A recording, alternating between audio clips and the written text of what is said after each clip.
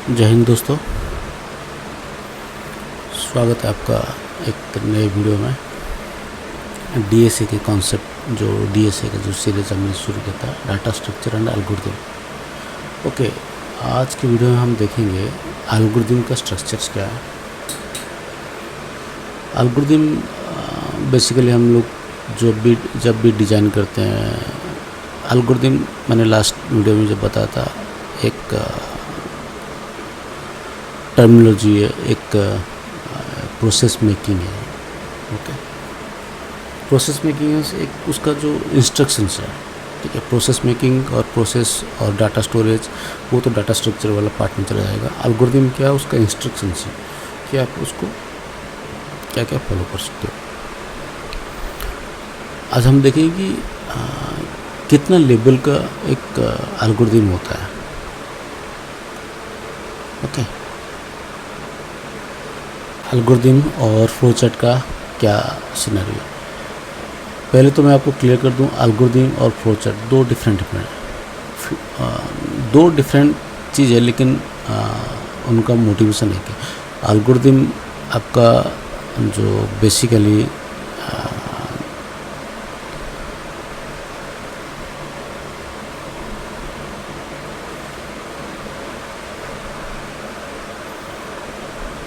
अगर मेरे टर्म के हिसाब से बोलूँ, एल्गोरिथम क्या है, एक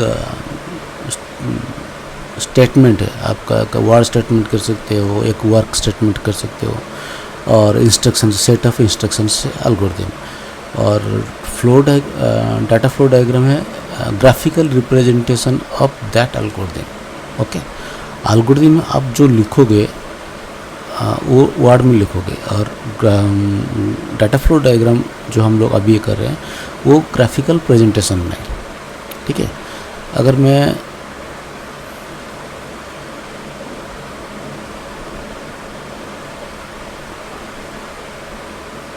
मैं यहाँ पर एक लिख देता हूँ, ओके।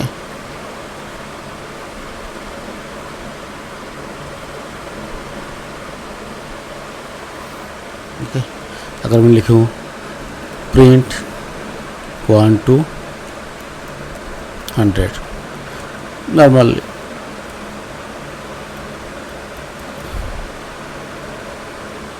ओके, मैं ये लिखा कि प्रिंट 1 to 100 मैंने लिखा, तो ओके। अब उसका स्टेप्स क्या होगा, सिंपल सा, इनिशियलाइज,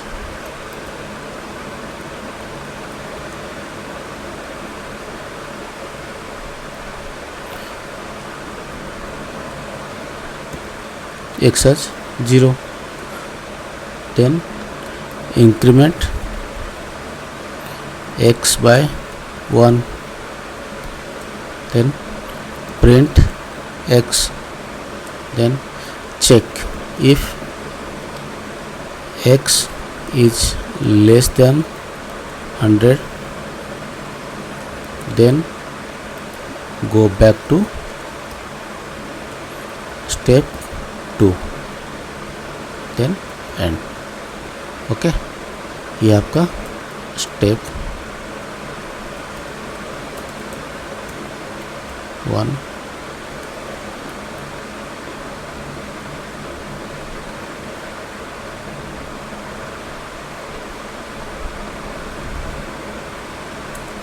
स्टेप 2, स्टेप 3, स्टेप 4, और इसको ये स्टार्ट और एंड तो ये तो जाता रहता है, स्टार्ट और ये एंड। ओके, तो ये आपका नॉर्मली हो गया एल्गोरिथम। ओके, मैं उसको अगर ग्राफिकल प्रेजेंटेशन दूंगा एक डाटा फ्लो डायग्राम के थ्रू, तो इस चीज़ को मैं कैसे लिखूँगा,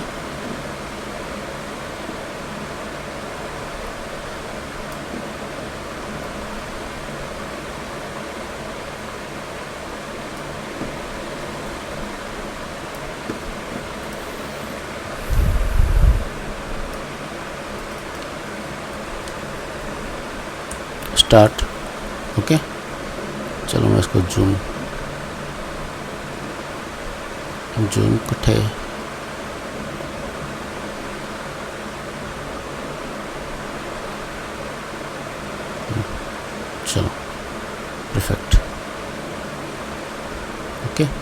तो ये मेरा स्टार्ट हो गया। Then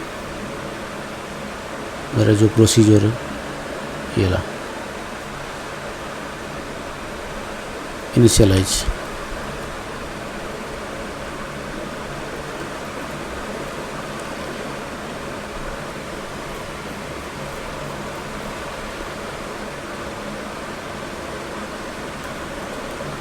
x equal to 0। Then इसी को कॉपी करो, पेस्ट करो, increment x by 1। Okay. Then output के लिए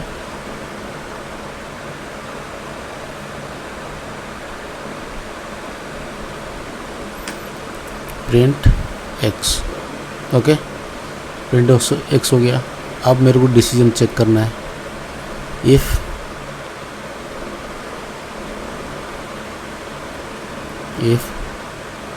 x is less than 100 then go back to increment step 2।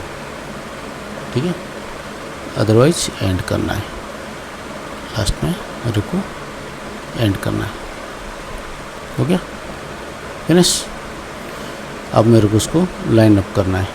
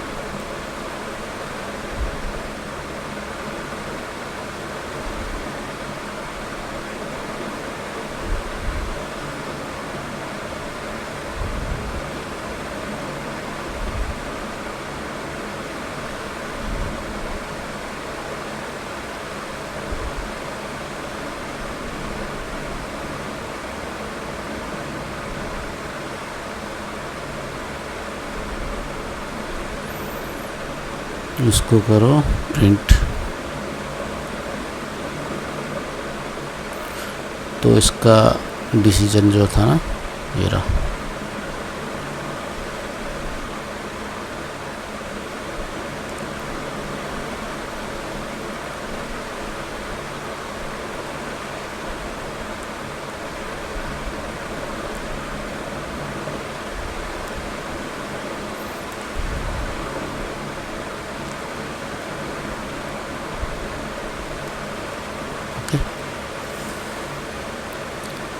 चलो इसको थोड़ा सा सुंदर बना लेते हैं।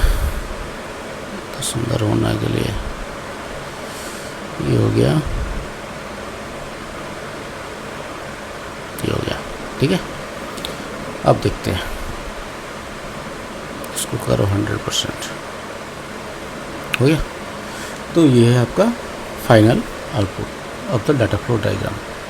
स्टार्ट, इनिशियलाइज, इंक्रीमेंट, प्रिंट और डिसीजन और एंड। तो आपका जितना भी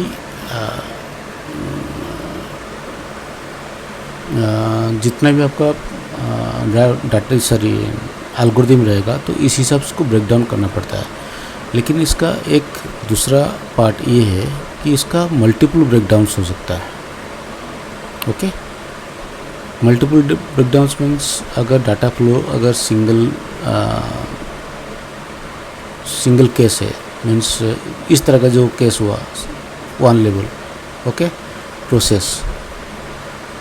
ओके, अब ये क्या है ना, ये जीरो। आजा भाई, तो पास आजा।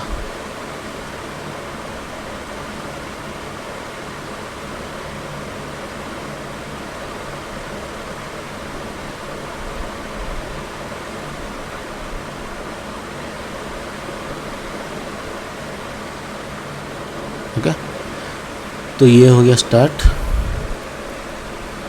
ये हो गया एंड।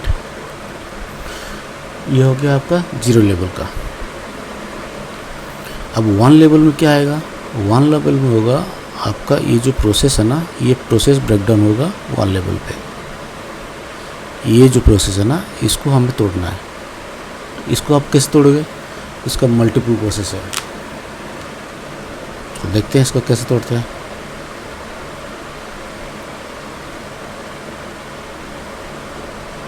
ये प्रोसेस है ना, इसको थोड़ा सा साइड करो। आजा भाई।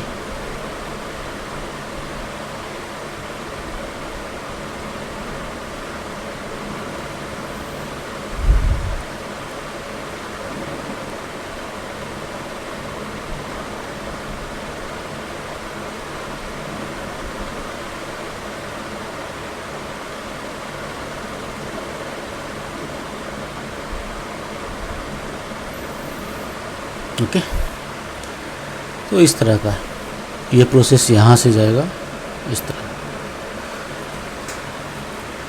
लेकिन ये और ये इसमें फ़र्क ये है कि ये प्रोसेस आपको यहाँ से लेके डायरेक्ट एंड तक नहीं जाएगा।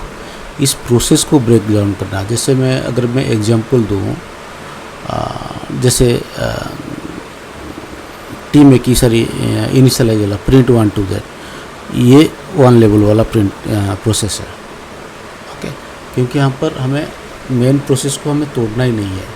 जो इंक्रीमेंट वाला पास हो गया, या फिर प्रिंट वाला, या फिर x इज लेस देन 100 हो गया। ओके, तो इस प्रोसेस को हमें ज़्यादा मेहनत नहीं करना पड़ा। अगर मैं सेकंड लेवल वाला प्रोसेस करूँगा, मैं पर्टिकुलर कोई भी एक सब प्रोसेस को तोड़ूंगा। ये मेन प्रोसेस है ना, इसको मैं प्रोसेस 0 लिख देता हूँ, तो आपको एक बेटर आइडिया होगा। प्रोसेस 0, ठीक है। ये प्रोसेस 1 हो गया, ठीक है। ये प्रोसेस 0, ये प्रोसेस 1 हो गया। अब मैं अगर प्रोसेस 1 को भी अगर मैं तोड़ूँ, इसको हटा देता हूँ, ठीक है। इस प्रोसेस से और एक निकाल देता हूँ, सब प्रोसेस, ठीक है।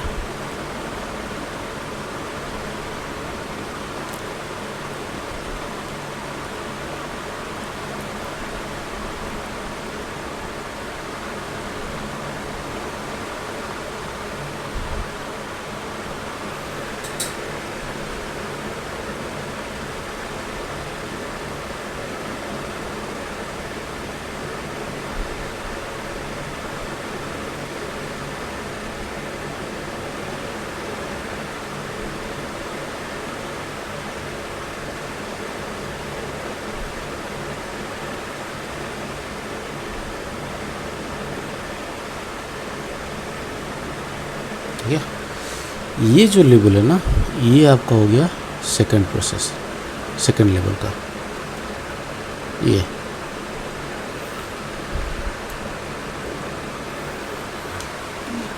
जैसे अगर मैं बोलूँगा, कोई मेरे को अप्रूवल का प्रोसेस हो गया, मेरे को कुछ चीज़ के अप्रूव चाहिए।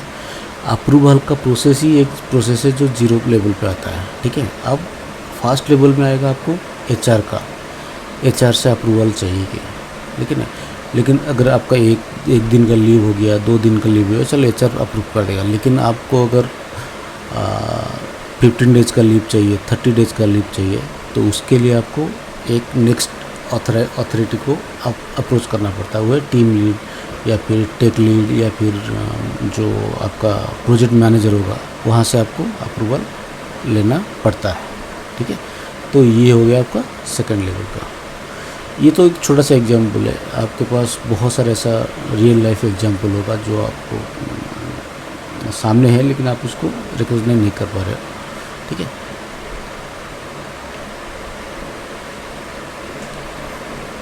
तो ये इस तरह का ब्रेकडाउन को मैंने अभी तक मेरे ख्याल से 3 लेयर या फिर मैक्स टू मैक्स 4 लेयर तक ही प्रोजेक्ट्स देखे हैं। उससे ज़्यादा भी हो सकते हैं, या फिर मैंने कुछ ज़्यादा ही जो कॉम्प्लेक्स प्रोजेक्ट में कुछ छोटे छोटे प्रोजेक्ट्स आ जाते हैं कॉम्प्लेक्स वाले, तो उसको मैं अननेसेसरी ब्रेक डाउन कर दिया होगा। लेकिन हाँ, आप प्रोसेस को जितना भी छोटे छोटे मॉड्यूल में आप तोड़ते जाओगे ना, आपका टास्क उतना इजीली आप उसको रिकॉग्नाइज कर पाओगे, उसको मेंटेन कर पाओगे। ठीक है, अगर मैं सब कुछ मेरा सारा अप्रूवल अगर मैं डायरेक्ट एग्जांपल यहाँ से अगर एचआर से ले लूँगा, तो कल को अगर प्रोजेक्ट मैनेजर का प्रोजेक्ट डिले हो गया तो रिस्पॉन्सिबिलिटी किसको, अकाउंटेबिलिटी कौन लेगा उसका, जो लॉस का। तो वो एक कंसर्न रहता है। इसीलिए जो लेयर वाइज तो अगर तोड़ोगे ना, तो वहाँ पर क्लैरिटी और ट्रांसपेरेंसी रहता है कि हाँ इतना डिले हो सकता है, हाँ इतना काम बाकी है। मैं रियल लाइफ में अगर मैं प्रोजेक्ट लेवल का बोलूँ, चाहे आप टी मेकिंग प्रोसीजर देखो या फिर प्रिंट वाला एग्जांपल देख लियो, ठीक है, या फिर जो आपका जो डिग्री टेम्परेचर, वो सब 0 और 1 लेवल का ही प्रोसीजर होता है। मैक्सिमम 1 लेवल पे ही ये जितने भी छोटे प्रोजेक्ट्स हैं मैक्सिमम 1 लेवल पे ही ख़त्म हो जाते हैं। लेकिन अगर आपका उससे ज़्यादा 2 लेवल या फिर 3 लेवल या फिर 4 लेवल, ठीक है, कंसर्न ये आ जाता है कि आपका प्रोसेस जो मेन प्रोसेस है, प्रोसेस मीन्स मैं यहाँ पर बोल रहा हूँ कि टास्क, एक मॉड्यूल, आप एक मॉड्यूल को मान के चलिए। मेरे को एक मॉड्यूल बना, एक चैटबॉट का मॉड्यूल है, या फिर मेरे को एक मॉड्यूल बनाना है एक इमेज डाउनलोडिंग का। ठीक है, मेरे सपोज मैं यहाँ पर एक मॉड्यूल बना दिया इमेज डाउनलोडिंग का, ठीक है, इमेज डाउनलोडिंग का। ये मेरा है प्रोसेस, ये मेरा तो जीरो लेवल का डाटा फ्लो डायग्राम है। स्टार्ट किया, इमेज डाउनलोड वाला प्रोसेस हुआ, ख़त्म हो गया। ये मेरा एक तरह से टास्क ही है, 0 लेवल का प्रोसीजर। मैंने कहाँ ब्रेक करूँगा, तो यहाँ से मेरे को ब्रेक आना शुरू हो गया, इमेज डाउनलोड जो मेरा क्लास है। ठीक है,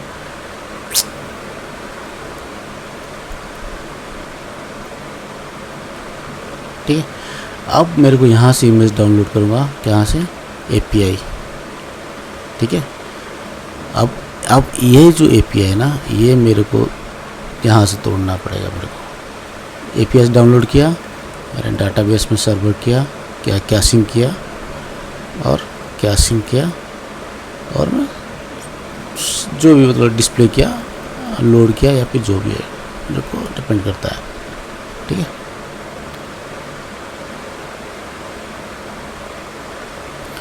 अब मेरे को यहाँ से API है।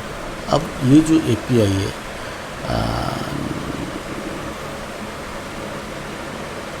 जो ये जो डाटाबेस है, लोकल डाटाबेस है, मैं आपको क्लियर कर देता हूँ। ठीक है, ठीक है, आप इमेज डाउनलोड किए API के थ्रू, डाउनलोड किया मैंने API के थ्रू, इमेज डाउनलोड कर रहा हूँ और लोकल डाटा स्टोर किया, डिस्प्ले किया, और वो मैंने उसको ख़त्म कर दिया। ओके, अरे यार छोड़ यार, चल भाई फिनिश हो गया। ठीक है, अब मैं इस API को ब्रेक करूँगा। अब API को ब्रेक कैसे करूँगा, यहाँ से ब्रेक करूँगा, AWS इमेज सर्वर से मैं ले रहा हूँ, या फिर मैं प्राइवेट जो मेरा API प्राइवेट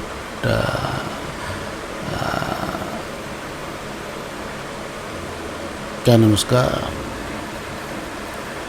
प्राइवेट सर्वर का जो API है वो है, इसको हटाओ।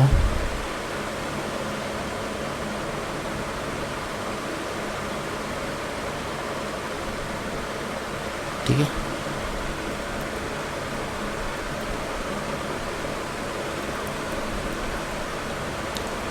ये मेरा दोनों API हो सकता है। ठीक है, अब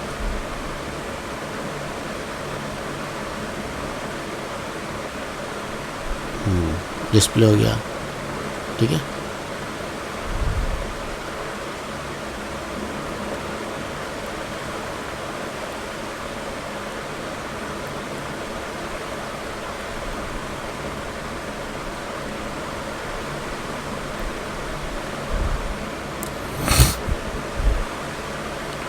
ठीक है। तो ये है। तो इस तरह का हम कहीं से भी हम लोग नॉर्मली जो ब्रेक डाउन करने का जो तरीका हो सकता है हम लोग कर, इस एपीआई को आप कभी भी कहीं से भी आप ब्रेक डाउन कर सकते हो। इस एपीआई जो एक्चुअली इसका नाम एपीआई भी आप जो प्रोसेस का नाम एपीआई रखो या फिर इमेज डाउनलोडिंग का रखो, ठीक है। तो इस तरह इसको भी आप और भी तोड़ सकते हो। अगर मैं इसको एपीआई को हटा के कुछ और नाम लिखती हूँ, जैसे इमेज स्टोरिंग हो गया, ठीक है, इमेज लोडिंग हो गया, इमेज लोडिंग, ठीक है, या फिर डाउनलोडिंग,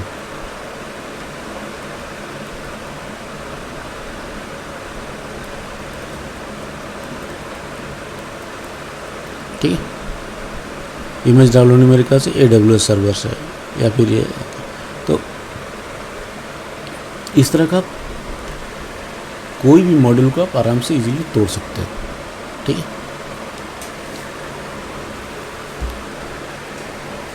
इसीलिए AWS और इसका कॉल इसलिए अलग किया क्योंकि AWS का जो कॉल है ना वो थोड़ा सा डिफरेंट रहता है, जो नॉर्मली मोबाइल फ्रेमवर्क के बेस पे थोड़ा सा डिफरेंट रहता है, इसलिए मैंने थोड़ा सा अलग कर दिया, अलग शो किया हूँ। अदरवाइज इन दोनों का काम एक ही है, एपीआई कॉल ही तो करना है। अगर मेरे पास सिर्फ एपीआई हेडर और एपीआई का लिंक होगा, जो गेट सर्वर का डिटेल्स होगा, लिंक होगा, हेडर और ऑथेंटिकेशन और टोकन पास करने से मेरे को इन्फॉर्मेशन मिल जाएगा, ठीक है। लेकिन ये जो इसका जो पैटर्न है वो थोड़ा सा डिफरेंट है, इसलिए मैं थोड़ा सा अलग रखा हूँ, ठीक है ना। ये कन्फ्यूज मत हो जाएगा, ठीक है। तो इस तरह से अगर इस तरह का बहुत सारे एग्जांपल है, ये तो एक छोटा सा मॉड्यूल हो गया। अगर मैं डाटाबेस को फ्रेमवर्क का प्रोडक्ट स्टोरिंग या फिर प्रोडक्ट इंफॉर्मेशन डिस्प्ले का उसका डाटा फ्लो डायग्राम बनाऊंगा तो और भी कॉम्प्लेक्स डिज़ाइन होता रहेगा और लेवल टूटता जाएगा, 1 लेवल 2 लेवल 3 लेवल वैसे से टूटता जाएगा। तो ये है आपका बेसिक जो एक डाटा फ्लो डायग्राम का कंसेप्ट था, ठीक है। मैंने लास्ट टाइम तो बता देता है कि कौन कौन सा जो कंपोनेंट से किस किस पर्पज़ से यूज़ कर। ये जो ओवल शेप है ये स्टार्ट और एंड के पर्पज़ पे ही यूज़ होता है। ये प्रोसेस का और जो डायमंड सर रोम्बस का वो इनपुट आउटपुट का जो था, रोम्बस का मैंने डायमंड शेप लिया था, ये वाला ये हुआ था आपका डिसीजन मेकिंग का, ठीक है। और डाटा स्टोरेज का भी एक है, डाटा स्टोरेज का मैंने लिया नहीं है, ठीक है। तो ऐसे ऐसे हम लोग टाइम टू टाइम डे दिन जो डाटा फ्लो डायग्राम का एक्सप्लेन करते रहेंगे कि अगर बेसिक डाटा फ्लो डायग्राम मेरे साथ साथ आपका भी का जो कुछ डाउट रहेगा तो वो भी क्लियर होता जाएगा। इस वीडियो में अगर मैं कुछ गलत इन्फॉर्मेशन दिया हूँ या फिर कुछ गलत मैंने किया हूँ, please let me know so that मैं उसको क्लैरिटी के साथ मैं उसको अपडेट कर दूँगा वीडियो मैसेज के साथ, मीन्स वीडियो ट्यूटोरियल के साथ, ओके। ताकि सही इन्फॉर्मेशन जाना चाहिए, कोई गलत इन्फॉर्मेशन नहीं जाना चाहिए, मेरा मानना यही है, ठीक है। सो होप आपको थोड़ा सा एक क्लैरिटी आ गया होगा। इसमें से कोई भी टर्म्स या फिर कुछ अगर गलत बोला हूँ please let me know, okay. Thank you दोस्तों, मिलते हैं नेक्स्ट वीडियो में, बाय।